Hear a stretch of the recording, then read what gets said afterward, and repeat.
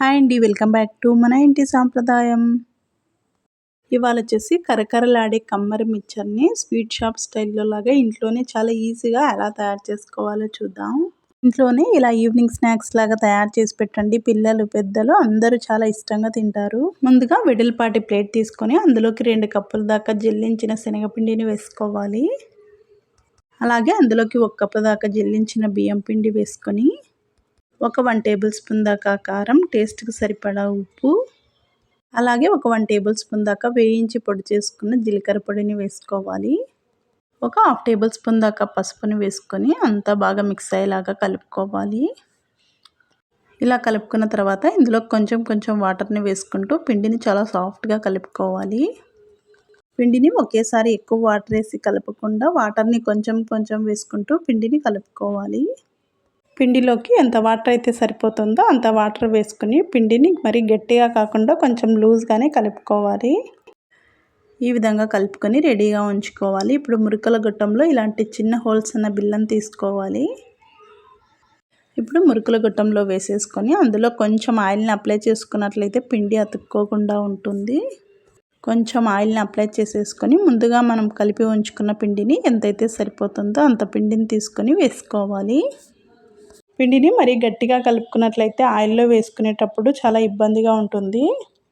ఇలా పిండి సరిపోయేంత తీసుకొని వేసుకోవాలి. మిగిలిన పిండి అంతా ఆరిపోకుండా తడి క్లాత్ వేసి కవర్ చేసి ఉంచుకోవాలి. ఇప్పుడు ఇలాంటిది ఏదైనా మూత కానీ లేదా ఒక ప్లేట్ని కానీ తీసుకోవాలి. ఇప్పుడు ఒక పల్చటి క్లాత్ని వాటర్లో తడిపి తీసుకోవాలి. మూత పైన ఈ క్లాత్ని వేసేసుకొని ఫుల్గా కవర్ చేసి బ్యాక్ సైడ్లో చుట్టి ఉంచుకోవాలి. చూడండి, ఈ వీడియోలో చూపించిన విధంగా ఈ విధంగా వేసుకోవాలి. వెనక సైడు ఇలా ముడి అయినా వేసుకోవచ్చు, లేకపోతే ఊడిపోకుండా ఏదైనా రబ్బర్నైనా వేసుకోవచ్చు. ఇలా చుట్టూ క్లాత్ అంతా కవర్ అయ్యేలాగా చుట్టేసి తీసుకోవాలి. ఇప్పుడు మురుకుల గొట్టంలో పిండిని వేసుకొని ఉంచుకున్నాం కదా, ఇందులోకి ఒత్తుకోవాలి. పిండిని మరి గట్టిగా కలుపుకున్నట్లయితే ఒత్తుకోవడానికి ఇబ్బందిగా ఉంటుంది. కొంచెం లూజ్గానే కలుపుకోండి. ఇలా మెల్లగా మనం ముందుగా చుట్టూ ఉంచుకున్న క్లాత్ పైన వేసుకోవాలి. ఎవరైనా కొత్తగా ట్రై చేసే వాళ్ళకి డైరెక్ట్గా ఆయిల్లో వేయలేనప్పుడు ఈ విధంగా వేసుకున్నట్లయితే చాలా ఈజీగా ఉంటుంది. ఇప్పుడు డీప్ ఫ్రైకి సరిపడా ఆయిల్ పెట్టేసుకొని ఆయిల్లోకి 1 కప్ దాకా పుట్నాల పప్పును వేసి వేయించుకోవాలి. సన్నని మంట పైన వేయించుకున్నట్లయితే ఈ పుట్నాలు కరకరలాడుతూ చాలా క్రిస్పీగా ఉంటాయి. అలాగే 1 కప్పు దాకా పల్లీలను కూడా వేసుకొని వేయించుకోవాలి. ఇలా దోరగా వేయించుకొని తీసేసుకోవాలి.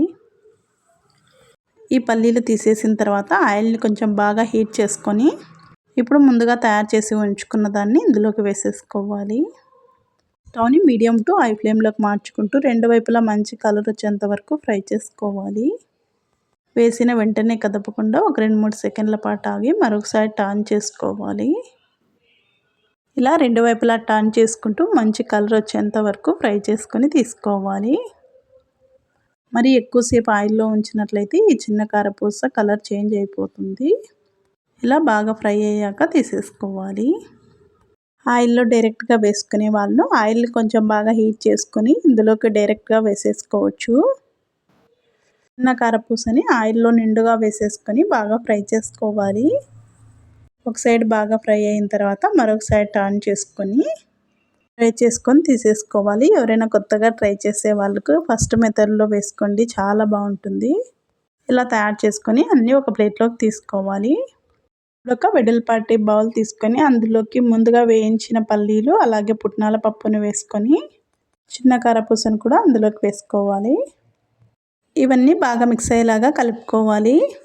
ఒకసారి చెక్ చేసుకొని ఇందులోకి టేస్ట్కి సరిపడా కారం అలాగే కొంచెం ఉప్పు వేసుకోవాలి. అలాగే వేయించిన కరివేపాకును కూడా వేసేసుకొని అంతా బాగా మిక్స్ అయ్యేలాగా కలుపుకోవాలి. అంతేనండి, ఇలా మిక్చర్ని ఇంట్లోనే తయారు చేసుకున్నట్లయితే అచ్చం స్వీట్ షాప్ స్టైల్లో లాగే వస్తాయి, చాలా బాగుంటాయి. చూడండి, ఇలా తయారు చేసి ఒక బాక్స్లో వేసి పెట్టినట్లయితే 2-3 డేస్లోనే బాక్స్ని ఖాళీ చేసేస్తారు. బయట కొనే అవసరం లేకుండా ఇంట్లోనే చాలా ఈజీగా ఇలా మిక్సర్ని తయారు చేయండి. టేస్టీగా చాలా బాగుంటాయి. ఈ వీడియో మీకు నచ్చినట్లయితే ఒక లైక్ చేయండి. అలాగే మరిన్ని రెసిపీస్ కోసం మన ఇంటి సాంప్రదాయం ఛానల్ని సబ్స్క్రైబ్ చేసుకొని పక్కనే ఉన్న బెల్ బటన్ని యాక్టివేట్ చేసుకున్నట్లయితే నేను పెట్టే ప్రతి వీడియో మీ వరకు వస్తాయి. ఈ మిక్చర్ రెసిపీ మీకు నచ్చినట్లయితే ఒకసారి తప్పకుండా ట్రై చేయండి. కరకరలాడుతూ చాలా టేస్టీగా ఉంటాయి.